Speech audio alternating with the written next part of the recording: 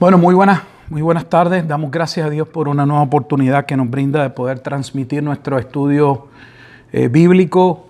Continuamos en el libro de Apocalipsis, estamos en el capítulo 11, hoy posiblemente lo finalicemos. Estamos en nuestra cuarta exposición, es la cuarta parte en el capítulo 11 de Apocalipsis. Aprovechamos como siempre para dar un saludo a aquellos que nos puedan estar mirando.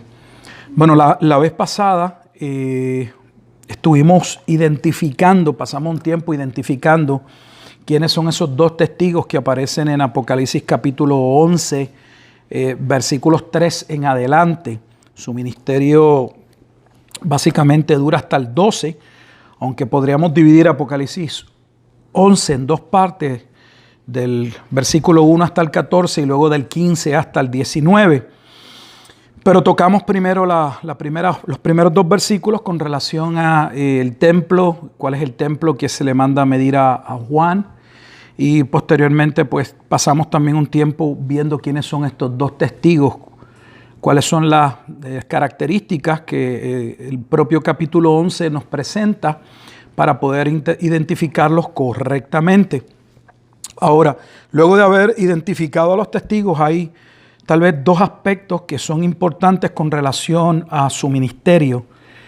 Y el versículo 7, quisiera que nos dirigiéramos al versículo 7, y es que, aunque en el versículo 5 dice que mientras ellos testifican durante los 1260 días, que son exactamente los 42 meses, que dura el juicio sobre la ciudad de Jerusalén, los que tratan de hacerle daño no le pueden hacer daño, como vimos en el versículo 5.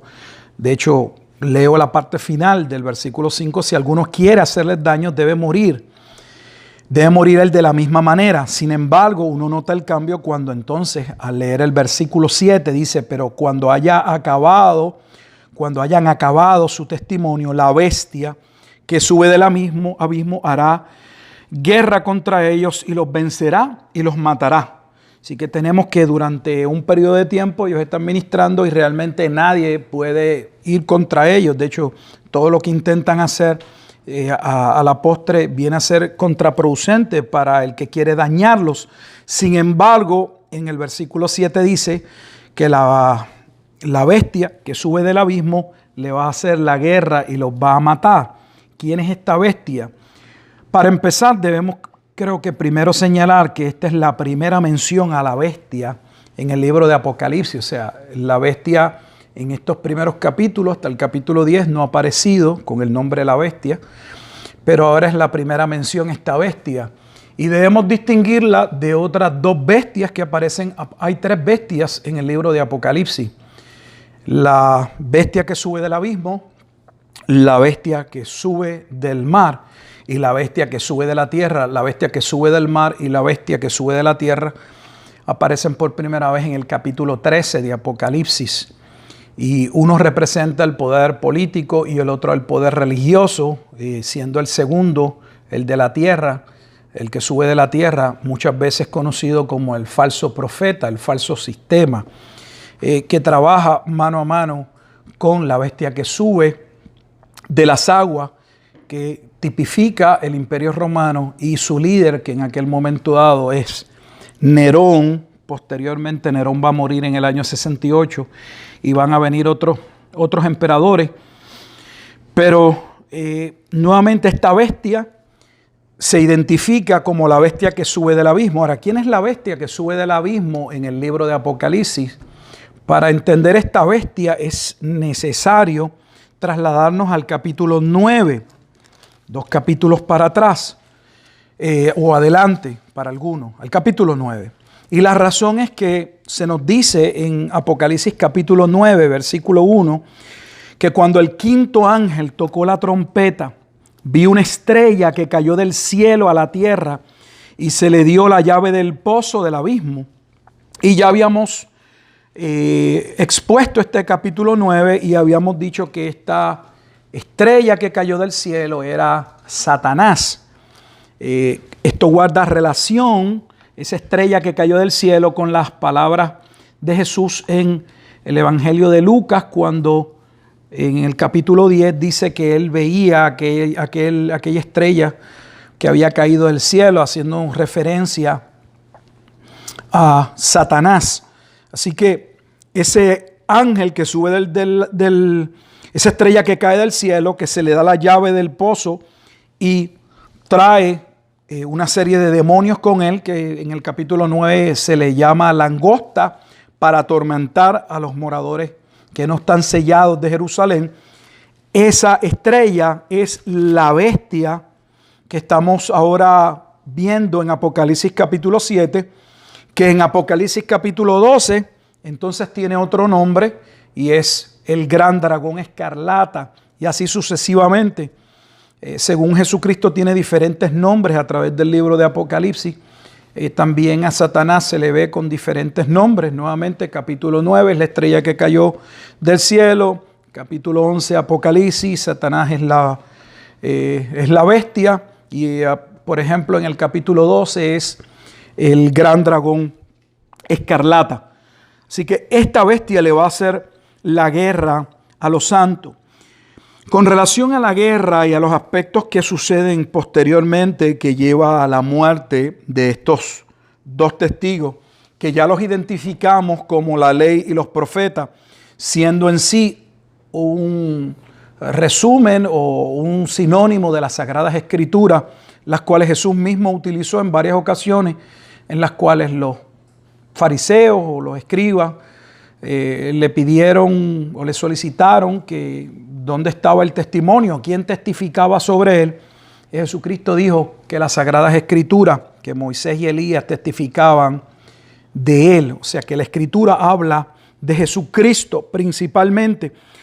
Así que ahora lo que quisiera que veamos es que cuando uno lee Apocalipsis 11, el testimonio de estos testigos guarda una relación con la muerte de Cristo también.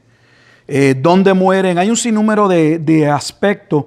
Yo anoté al menos 12 aspectos que quisiera compartir con ustedes acerca de básicamente un paralelismo, si podemos decir, una similitud entre el ministerio de estos dos testigos con relación al testimonio también de Jesucristo como testigo y a la muerte de Jesucristo. Por ejemplo, se nos dice en el capítulo 11, versículo 3 de Apocalipsis, que tanto estos testigos, como lo vemos en el ministerio de Jesucristo, fungieron, valga la redundancia, como testigos. De hecho, tenemos, por ejemplo, en el libro de los Hebreos, por mencionar solo un pasaje, capítulo 1, versículo 1, diciendo que Dios había hablado muchas veces y de muchas maneras por los padres, por los profetas, y que en los postreros tiempos nos ha hablado por Jesucristo. Así que la última voz profética de Dios en un sentido es Jesucristo. También vemos la similitud en ese capítulo 3 con relación a que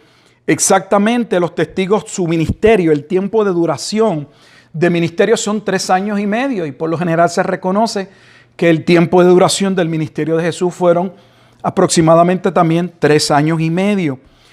Vemos también la similitud de que de la misma forma o manera que leímos en el versículo 5, de que aquellos que le hicieran daño, intentaran hacerle daño a los testigos, debían sufrir de la misma manera. Vemos cómo la Escritura también asevera que aquellos que matarían al Hijo pagarían también un precio, la ira de Dios vendría sobre ellos. En otras palabras, vemos que el ataque hacia ambos no quedaría impune de parte de Dios. Cuarto, también podemos ver que en ambos ministraron, dice la Escritura, con señales del cielo. En otras palabras, evidenciando que habían sido enviados de parte de Dios.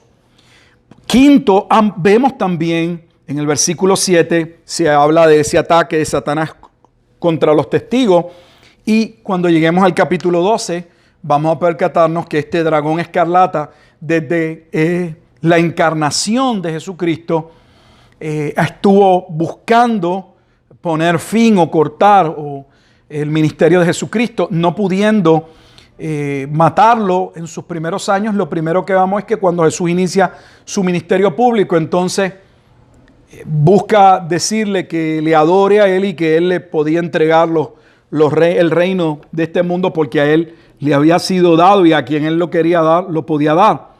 Sexto, vemos que los testigos como Jesucristo mueren en la ciudad de Jerusalén. O sea, Otro paralelismo, otra similitud que encontré en la lectura es que nuevamente los testigos mueren en Jerusalén y de la misma manera Jesucristo va a morir en la ciudad de Jerusalén. Los testigos mueren y son envilecidos, o sea, hay burla sobre su muerte, hay hasta un festejo por la muerte de los testigos.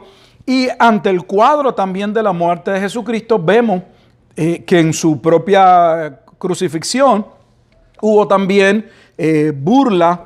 Le decían, si tú eres realmente el Mesías, aprovecha y bájate. ¿Por qué no lo muestras? Bájate de la cruz. Ambos hubo burlas ante el proceso de su muerte. Noveno, encontré también que todo esto me llamó mucho la atención. Vemos que ambos resucitaron. Que habla de que resucitaron los testigos a los 3 días y medio. Vemos también que cuando ambos resucitaron, provocaron temor sobre los que le vieron, Apocalipsis 11:11.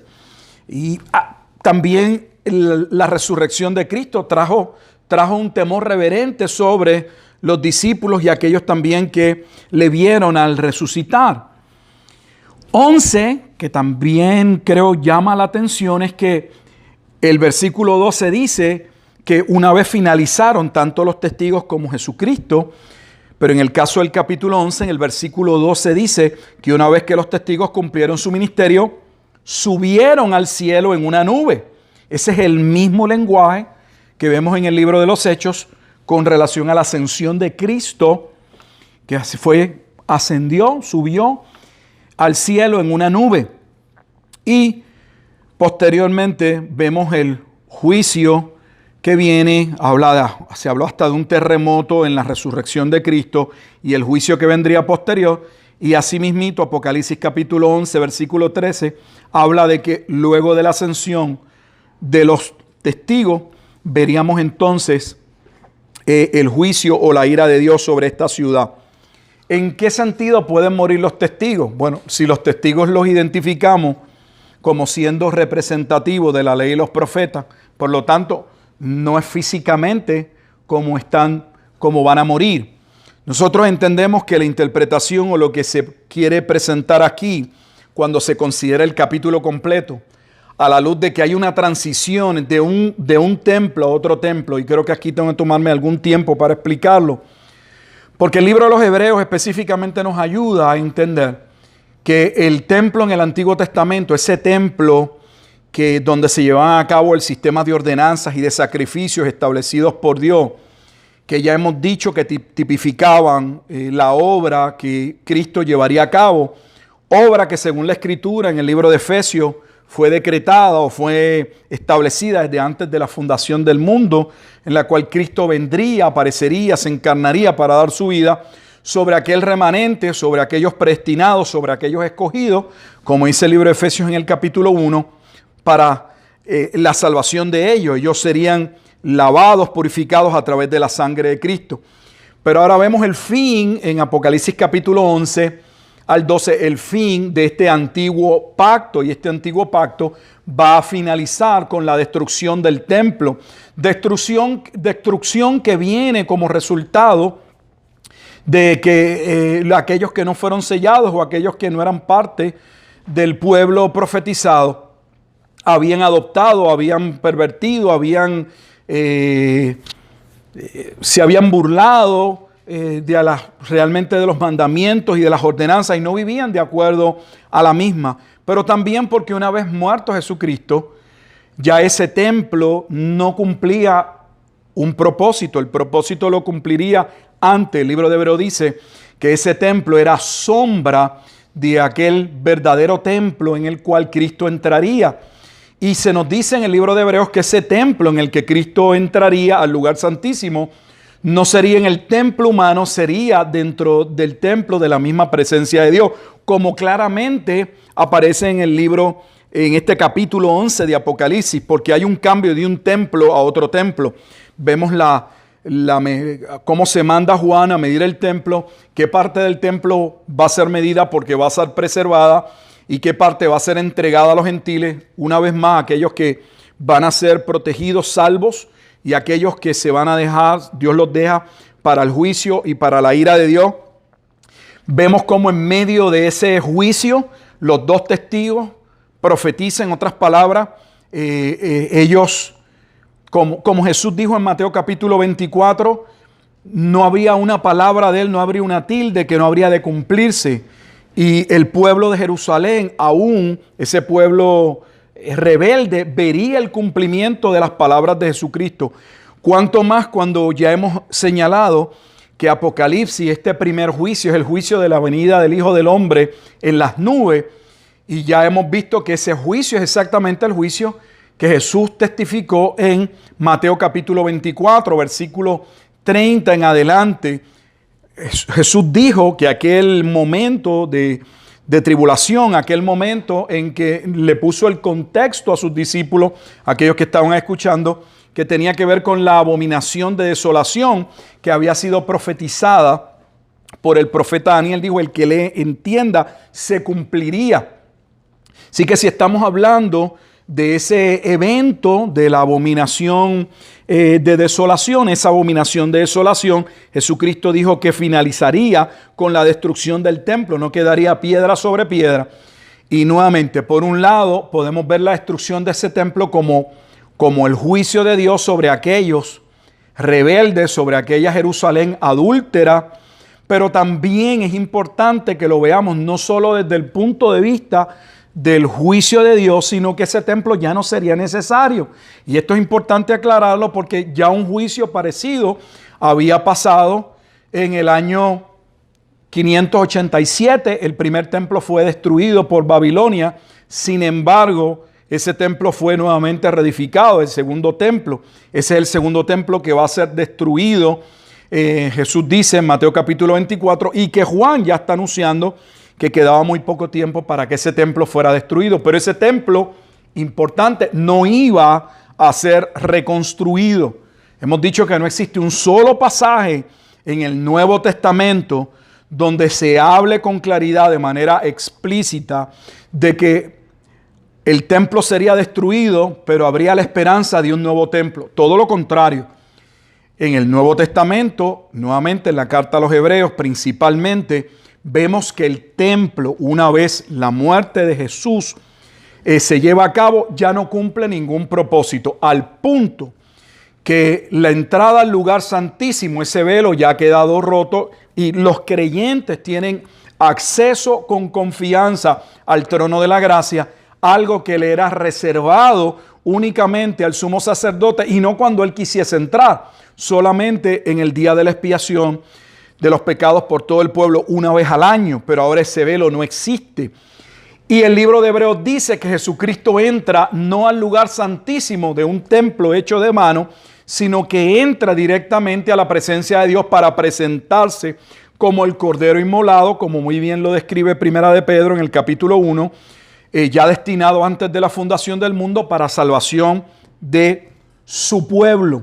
Así que ya el templo no cumple ningún propósito, porque el templo, una vez más, tipificaba la obra de Cristo, y una vez la obra de Cristo es cumplida, es satisfecha la ofrenda, no hay ninguna razón para estar llevando a cabo sacrificios de animales, porque el perdón, la redención, la remisión solo se halla en la persona de Jesucristo. Así que esto es muy, muy importante. Digo eso porque los testigos que representan las escrituras del Antiguo Testamento en sus dos partes principales, la ley y los profetas, se cumplen y en un sentido mueren y resucitan. ¿Por qué mueren y resucitan? Bueno, mueren en el sentido a que cumplen totalmente su ministerio. La bestia que sube del abismo cree que realmente puede entorpecer el plan de Dios y todo lo contrario. Vemos exactamente lo que pasó con Jesucristo en la cruz. Como Pablo en la carta a los Colosenses nos dice que Cristo en la cruz expuso a los principados y a las potestades y triunfó sobre ellos en la cruz. Y estamos viendo exactamente lo mismo, como Satanás piensa tal vez que está destruyendo, que él está haciendo de las suyas, pero todo lo contrario, se está cumpliendo las Sagradas Escrituras. El antiguo pacto llega a su fin, Ese antiguo pacto estaba asociado al pueblo del pacto. Ese pueblo del pacto va a ser enjuiciado y ya Jesucristo había testificado que esa viña le sería dada o sería rentada a otros labradores que produjesen su fruto a su tiempo, y esos nuevos labradores, según la Escritura, sería el remanente escogido por gracia, la iglesia. Así que la resurrección de estos dos testigos, si la muerte representa el cumplimiento del antiguo pacto que no puede finalizar sin traer los juicios y las maldiciones, las plagas contenidas por la violación del pacto, ahora la resurrección de ellos es la vindicación, es la muestra de que el plan de Dios se ha cumplido, y su resurrección da paso entonces a el reino en su extensión. O sea, ese cambio hacia el nuevo pacto. Todos hablamos del nuevo pacto y Cristo es el cumplimiento del nuevo pacto. Cristo mismo, antes de su muerte, vimos cómo se sienta con sus discípulos. Jesús va a morir en una Pascua, en la Pascua en que el sacerdote entraría al lugar santísimo, y vemos cómo Él le da el significado, no cambia el significado, dice que esa Pascua realmente hablaba de Él, y les da esa comprensión a los discípulos. Y cuando da la copa, les dice: esta es la copa del nuevo pacto en mi sangre. Y todos tenemos que ver, o todos sabemos o hemos escuchado acerca del antiguo pacto y del nuevo pacto. Pero ¿dónde se da la transición, el cambio de un pacto a otro pacto? ¿Dónde se cambia? Yo creo que no es algo tan fácil de explicar. Tal vez usando un ejemplo, es como una carrera de relevos donde el primer corredor es la ley, eran los dos testigos, pero esos dos testigos iban corriendo a darle el batón al nuevo pacto, porque el plan de Dios siempre ha sido en la persona de Cristo.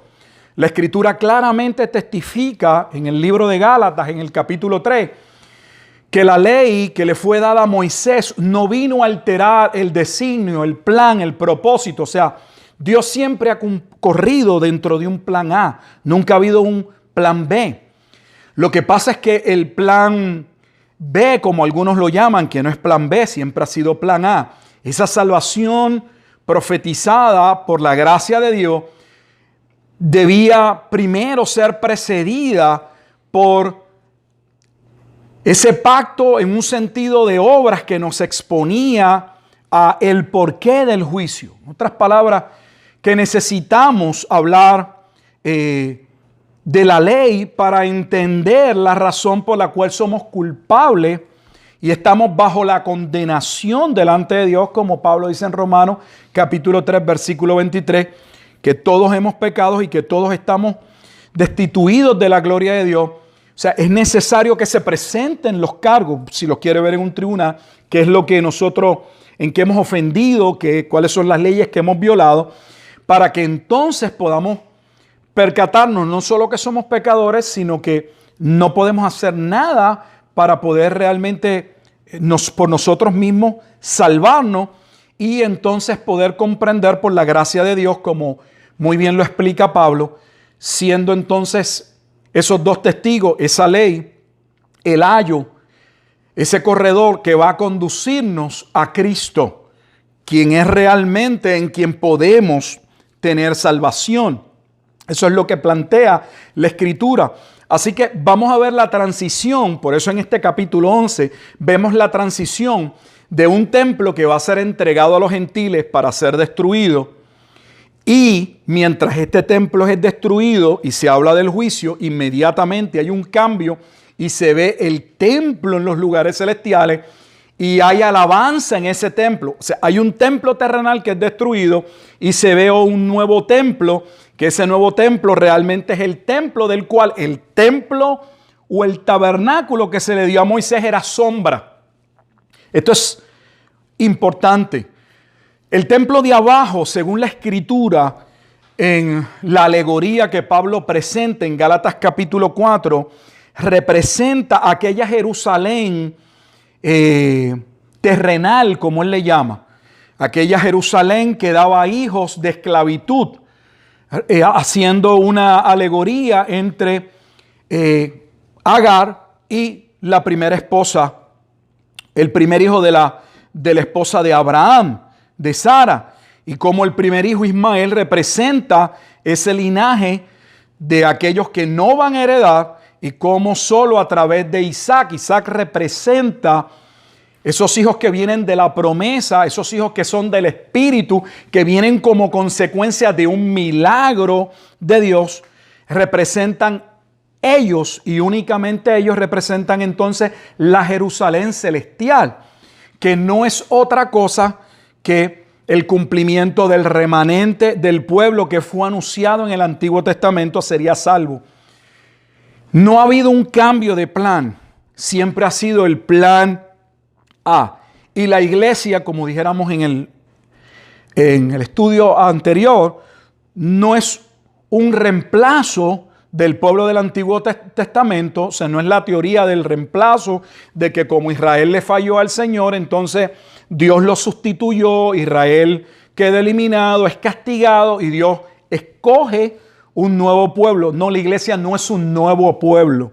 La iglesia es el cumplimiento del remanente que fue profetizado en el Antiguo Testamento. El misterio de ese nuevo pueblo estriba en que Efesios capítulo 3 señala que dentro de ese remanente no había sido clarificado, no estaba claramente expresado, abierta la idea de que los gentiles o una parte de los gentiles vendrían a ser parte también de ese pueblo, como Pablo también lo menciona en Romanos capítulo 11, cuando dice que judíos y gentiles en Cristo forman parte de un mismo árbol.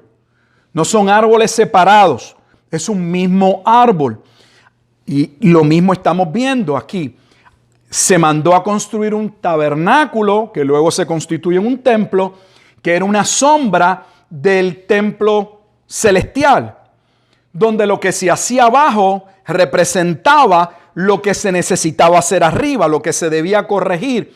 Y que esto no parezca esoterismo, sino lo que se debía corregir en términos de la rebeldía y del pecado del pueblo que debía ser juzgado por Dios. Pero cómo Dios traza un plan en Cristo para que esos que debían ser juzgados por sus pecados, una parte de ellos pudiese ser redimido, comprado, limpiado por la sangre de Cristo, siendo ese pueblo, como dice Efesios capítulo 5, la esposa, como vamos a ver también se describe en el libro de Apocalipsis. Así que estamos viendo esa transición. Esos testigos mueren, se cumple el Antiguo Testamento para dar paso y transición al nuevo pacto. Así que decíamos que los dos testigos vienen avanzando para entregar el batón a el nuevo pacto, porque el nuevo pacto siempre ha sido el plan sobre el cual serían salvos aquellos que en la gracia de Dios fueron predestinados para dicho propósito. Espero que se haya podido entender lo que estamos presentando. Habiendo dicho eso, el versículo 13 entonces nos dice que una vez aquellos testigos testifican y luego ascienden, y ya presentamos 12 similitudes entre el testimonio de estos dos testigos y Cristo, y no debería sorprendernos las similitudes, pues porque si los dos testigos representan la ley y los profetas, o sea, la palabra de Dios, y la palabra de Dios proviene directamente de Dios, entonces no hay discrepancia entre la Escritura y el ministerio de Cristo, pues uno testifica de aquel que vendría a ser la obra de Jesucristo. Dice, en aquella hora, versículo 13, hubo un gran terremoto. Ahora, ¿qué terremoto es este? Porque ya hemos visto la expresión terremoto desde el capítulo 6. ¿Es este terremoto un terremoto únicamente en términos de lo que conocemos, la tierra que se mueve por causa del juicio y de la ira de Dios? En el capítulo 6, en el versículo 12, vimos por primera vez a uno de esos juicios, dice el capítulo 6 de Apocalipsis, versículo 12. Dice, miré cuando abrí el sexto sello, y aquí hubo un gran terremoto. El sexto sello. Fíjese que estamos también de la misma manera en la sexta trompeta. Ya posteriormente se va a tocar la séptima trompeta más adelante y vemos el terremoto, o sea, este terremoto. Y puede muy bien ser el terremoto el evento de los juicios, pero al respecto en este momento dado, debido a que vimos al inicio cuando comenzamos a estudiar dónde estaban las referencias a por qué a Juan se le manda a medir el templo. No sé si recordarán, dijimos que habían dos pasajes en el Antiguo Testamento que podíamos ver esa referencia. Uno era en Ezequiel, capítulo 40 en adelante, y el otro era el profeta Zacarías, capítulo 2 también, podríamos decir al 4. Hay una referencia a que el templo sería medido. Si nos vamos a la referencia de de Ezequiel, capítulo 40, en ese Ezequiel, libro de Ezequiel, se habla de un terremoto que vendría en el capítulo 38, que iba a sacudir al pueblo. Pero un terremoto que a tal parece que es más representativo, no necesariamente un terremoto físico, sino un terremoto en términos de que las cosas, el plan de Dios, o sea, este terremoto representaría, no sé, estoy buscando en mi mente algo cómo explicarlo sencillo, representaría que los cimientos del sistema serían sacudidos, o sea, el cambio del Antiguo Testamento al Nuevo Testamento no se daría en una transición sencilla, sin juicio y sin que hubiese un cambio completo en términos de lo que iba a comenzar.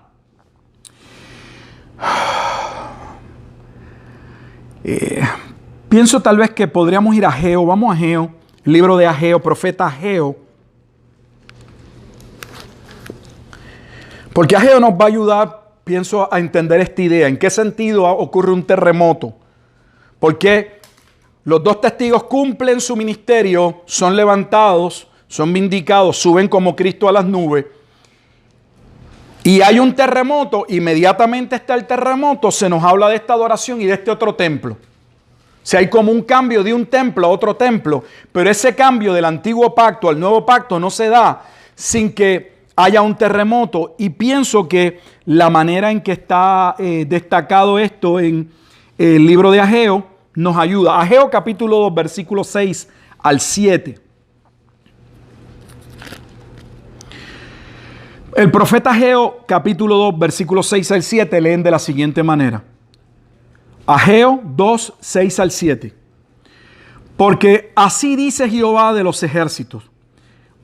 Escuche bien la lectura. De aquí a poco yo haré temblar los cielos y la tierra. O sea que Ageo habla no de un terremoto meramente de la tierra, sino habla de algo que va a cambiar, algo que sacude los cielos y la tierra, el mar y la tierra seca, o sea, va a trastocar todo. Y haré temblar a todas las naciones y vendrá el deseado de todas las naciones.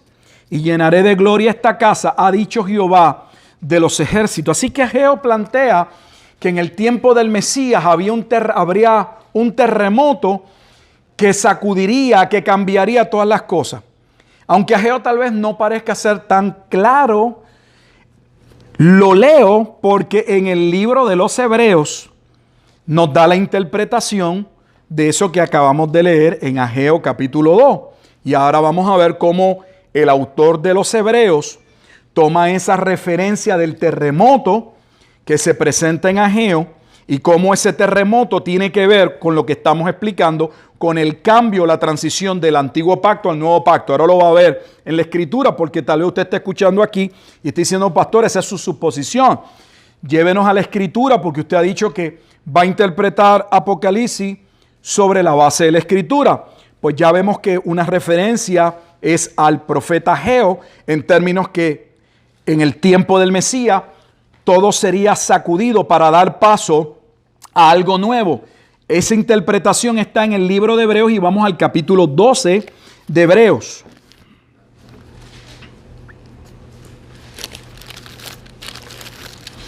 Y en Hebreos capítulo 12 nos dirigimos al versículo 18.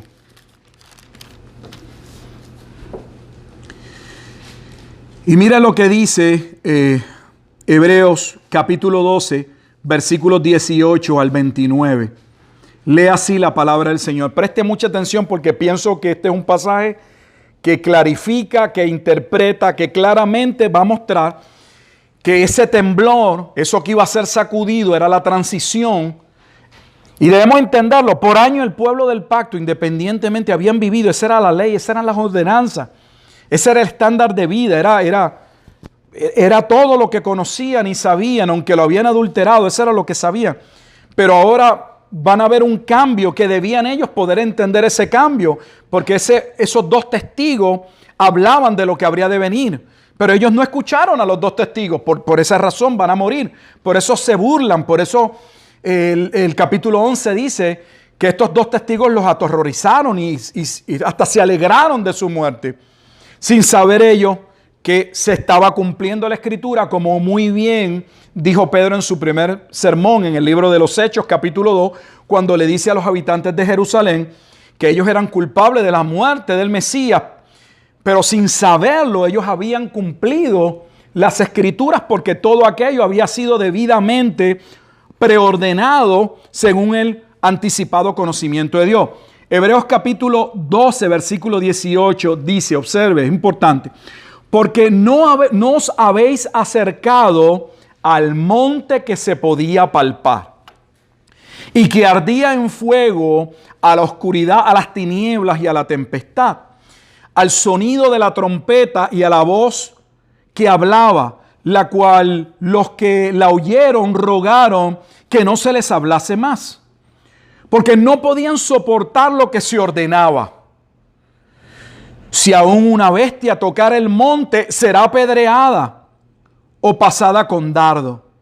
Y tan terrible era lo que se veía que Moisés dijo, estoy espantado y temblando, sino que os habéis acercado al monte de Sión. Déjeme poner el contexto, porque lo que el autor de Hebreos está haciendo es que está ubicando al pueblo en el momento en que son convocados por Dios, pero Moisés como el testigo, como el hombre de Dios. Y el pueblo tiene temor de aquel Dios que se ha revelado y que le ha hablado a Moisés. Y de hecho el pueblo le dice, ¿sabes qué? Ve tú y habla con él y luego lo que él te diga nos dice. Y ese es el contexto que el autor de Hebreos está tomando. O sea, está tomando cómo se instituyó el antiguo pacto, cómo ese pacto es recibido, ese sistema de ordenanzas y de leyes por medio de Moisés en aquel monte. Pero aquel monte representa el verdadero monte. O sea, aquel monte tipifica lo que vamos a ver en Apocalipsis 11, el trono de Dios. Y Moisés es un intermediario de aquel pacto que se comunica, siendo Jesús en el nuevo pacto realmente no solo el comunicador, es el mediador, como vamos a ver. Por eso en el versículo 22 nos dice, hace el cambio y dice, sino que os habéis acercado al monte de Sión. Y lo va a identificar, lo interpreta para nosotros. ¿A qué monte nos hemos acercado? Dice, a la ciudad del Dios vivo. Jerusalén, la celestial, a la compañía de muchos millares de ángeles, a la congregación o la iglesia de los primogénitos que están inscritos en los cielos. Observa el remanente que sería salvo por gracia, o en el libro de Apocalipsis, aquellos que fueron llamados a salvación, aún representados por aquellos dentro de Israel en el capítulo 7, que fueron sellados para salvación.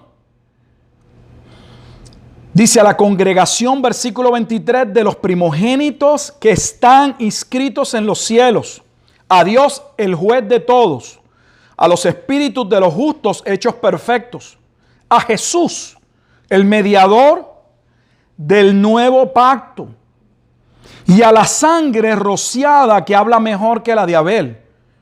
Mirad, ahora dice, mirad que no desechéis al que habla, porque si no escaparon aquellos que desecharon al que los amonestaba en la tierra, Dios cómo los amonestaba por medio de su palabra y de los profetas.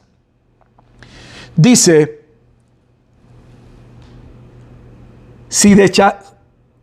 nuevamente el 25.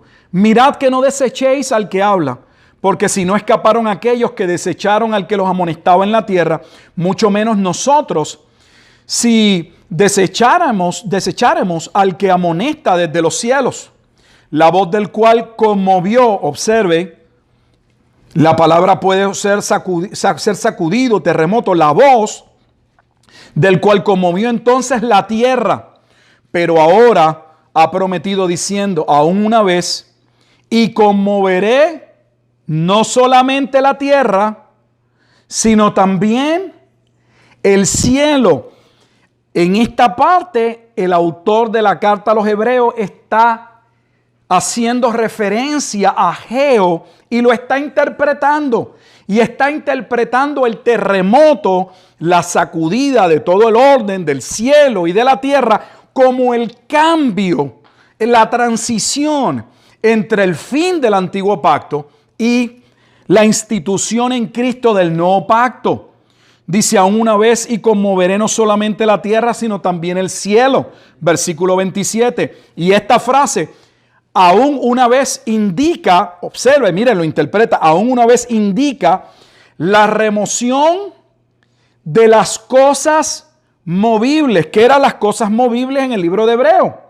La institución del tabernáculo, de los sacrificios, como cosas hechas para que queden las inconmovibles. La transición hacia el nuevo pacto, donde ahora se establece un reino que no tendría fin, sino un reino que sería eterno.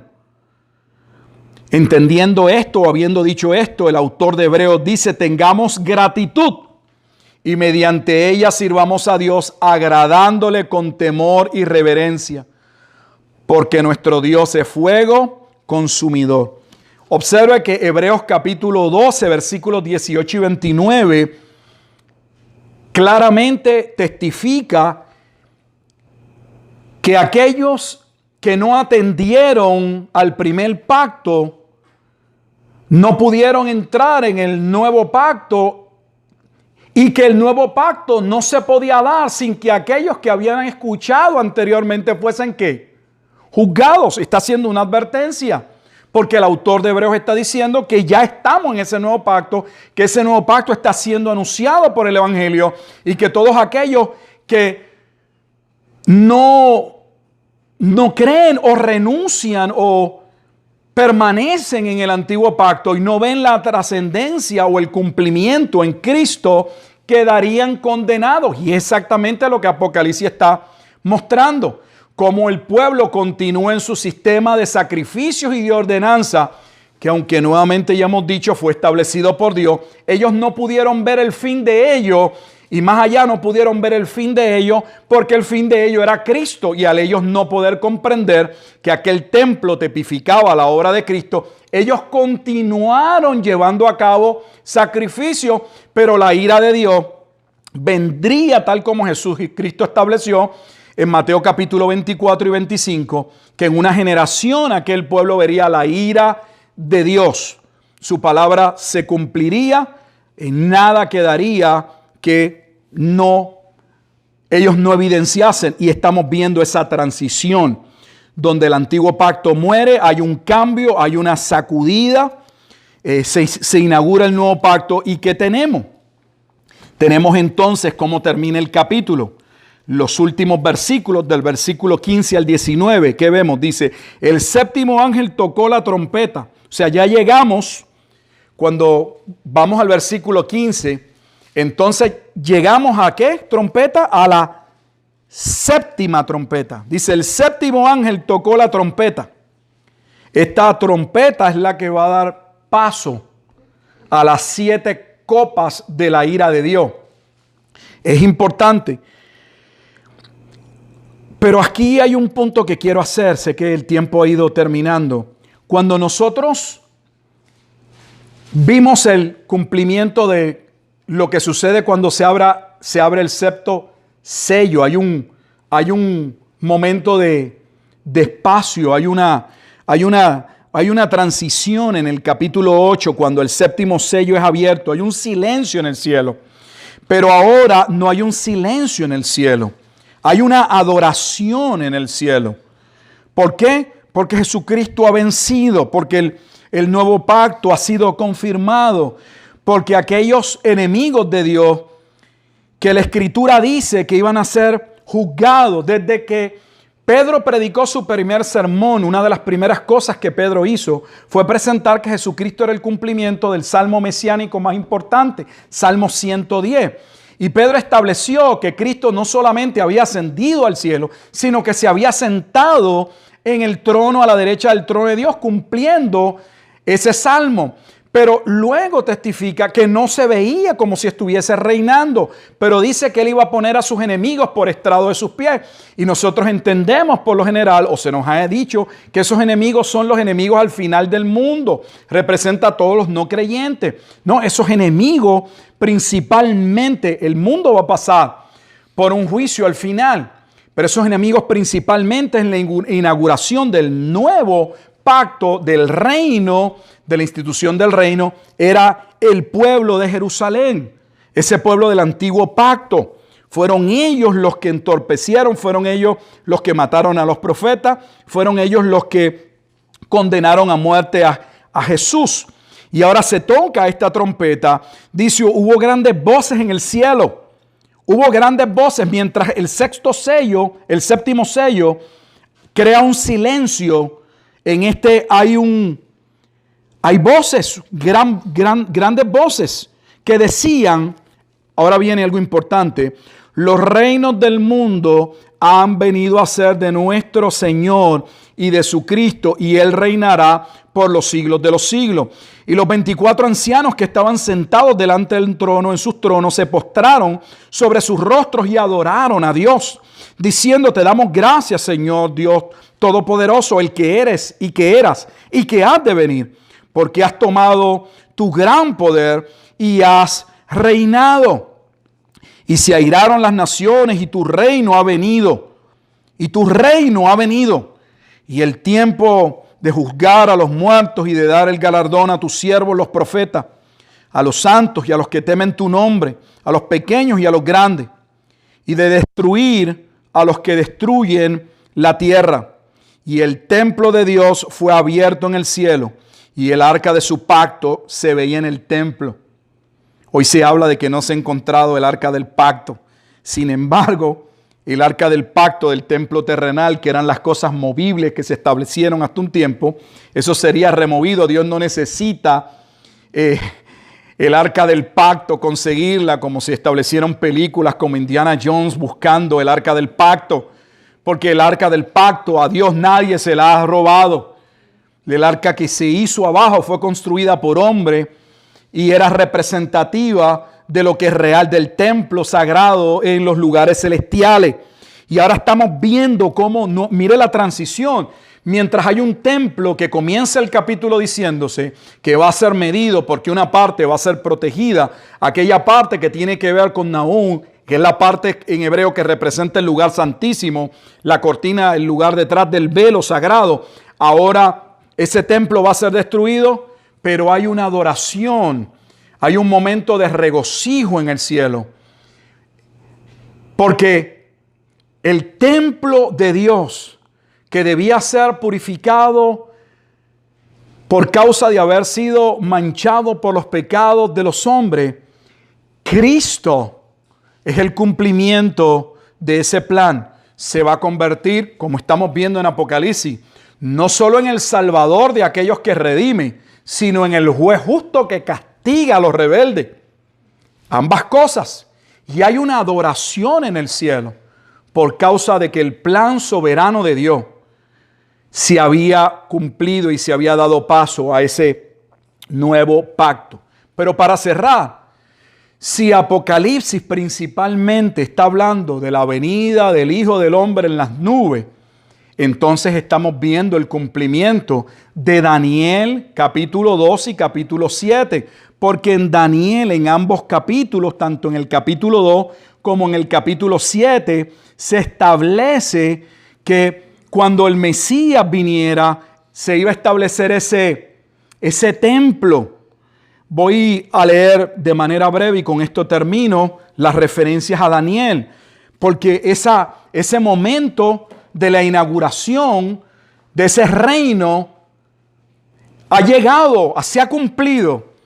En Daniel capítulo 2, versículo 44, dice la Escritura: y en los días de estos reyes el Dios del cielo levantará un reino que no será jamás destruido, ni será el reino dejado a otro pueblo, desmenuzará y consumirá todos estos reinos, pero él permanecerá para siempre. Daniel capítulo 2, versículo 44. Pero ahora podemos también leer Daniel capítulo 7, versículos 13 al 14. Dice Daniel: miraba yo en las visiones de la noche, y he aquí que con las nubes del cielo, recuerde que Apocalipsis capítulo 1, versículo 7 habla de la venida de aquel que vendría en las nubes, haciendo referencia a Jesucristo y a aquel juicio. Miraba yo en la visión de la noche, y aquí con las nubes del cielo venía uno como un hijo de hombre, que vino hasta el anciano de día, y le hicieron acercarse delante de él. Y le fue dado dominio, gloria y reina. Si usted mira eso, es Apocalipsis capítulo 4 y 5, especialmente el 5. Para que todos los pueblos, naciones y lenguas le sirvieran. Su dominio es dominio eterno que nunca pasará, y su reino uno que no será destruido. Así que para finalizar, vemos entonces la transición del antiguo pacto al nuevo pacto.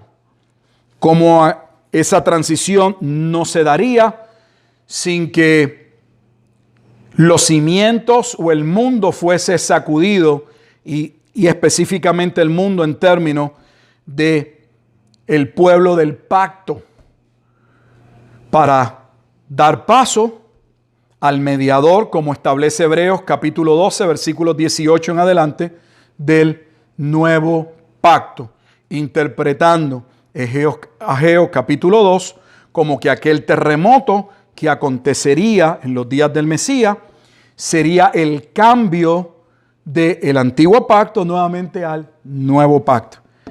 Bueno, pues eso es todo por hoy. Esperamos que Dios mediante, si así nuestro Dios nos lo permite, podamos pasar al capítulo 12. Un capítulo importante, porque vamos a ver que el capítulo 12 básicamente, lo explicaré luego, casi culmina Apocalipsis, porque luego los eventos se dan paralelamente hacia atrás. Hablaré de una figura lingüística que se utiliza en el libro de Apocalipsis. Es necesaria en un sentido verla, no la había discutido hasta este momento, porque creo que ahora es posiblemente que viendo la transición con los eventos que vienen, podamos ver ese arco que va desde el capítulo 1 hasta el capítulo 2 y luego del capítulo 12 regresa hasta el capítulo 22. Algo como un bosquejo ABCD, siendo D el punto central, el resumen, el eje, el capítulo 12 y luego entonces EFG, donde entonces la A y la G son paralelas y así posteriormente. Es una manera de expresar o de plantear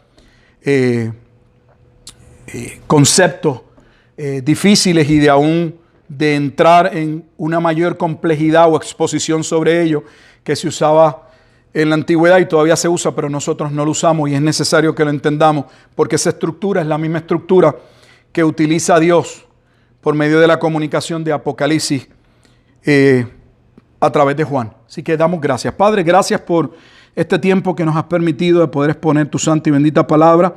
Que a Dios sea la gloria. Esperamos haber podido aclarar algunos conceptos. Ayúdanos, Señor, necesitamos tu auxilio, pues creemos que este libro es un libro de gran bendición. Él empieza en el capítulo 1, específicamente el versículo 3, señalando que este libro sería una bendición a aquellos que lo leyesen, aquellos que escuchasen y aquellos que obedeciesen lo que Él contiene. Así que creemos que tu Espíritu Santo nos guía a toda verdad por medio de tu palabra, de manera que podamos interpretar la Escritura a través de la Escritura y hallar una comprensión clara sobre este libro que nuevamente, tradicionalmente ha sido un libro tan oscuro. Ayúdanos, Padre Santo, a seguir hacia adelante.